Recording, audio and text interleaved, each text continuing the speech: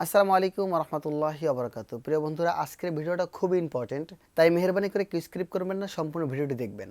সম্প্রতি স্বৈরাচার নেত্রী শেখ হাসিনা ছাত্রদের আন্দোলন এবং অনেক বিষয় ধরা খেয়ে সে বাংলাদেশ থেকে পালিয়ে গিয়েছে। তো এখন প্রশ্ন উঠেছে যে আমাদের প্রাইম মিনিস্টার কে হবেন। তো কেউ কেউ বলতেছেন ডক্টর মিজানুর রহমান আজহারি আমাদের জন্য বেস্ট, আবার কেউ কেউ বলতেছেন শাইখে চরমনাই, বাংলাদেশের যে কোনো বিপদ হলে সবার আগে সে ঝাঁপিয়ে পড়েন, এই জন্য সে আমাদের জন্য বেস্ট। তো মাঝখানে আমি একটি গল্প বলি, তারপরে বাকি কথা সামনে আগাচ্ছি।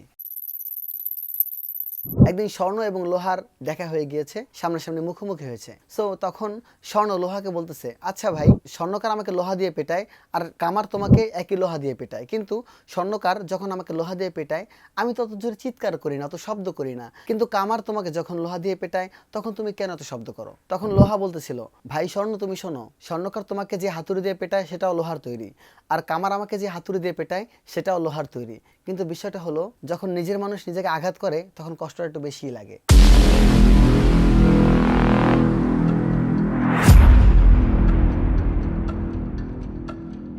আশা করি যারা লিজেন্ড অনেক কিছু বুঝতে পেরেছেন, আর যারা বোঝেননি আমি তাদের জন্য বলতেছি। বিষয়টা দেখেন, আমাদের বাংলাদেশ সুষ্ঠু হয়ে চলা দরকার, সেটা ডাক্তার মিজানুর রহমান আজহারি হোক কিংবা শাইখে চরমনাই হোক।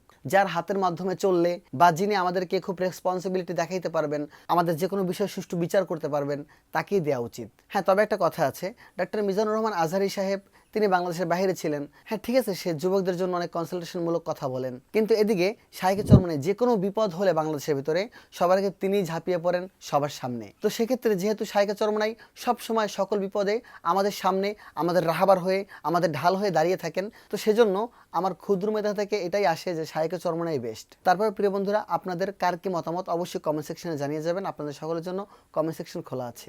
দেখা যাক আমার এই কমেন্ট বক্সের ভোটে শাইখে চরমনাই পাশ করেন নাকি ডাক্তার মিজানুর রহমান আজহারি পাশ করেন। ধন্যবাদ। আশা করি সকালে ভালো থাকবেন, 5 ওয়াক্ত নামাজ পড়বেন এবং দেখা হবে আগামী কোনো ভিডিওতে। আসসালামু আলাইকুম ওয়া রাহমাতুল্লাহি ওয়া বারাকাতুহু।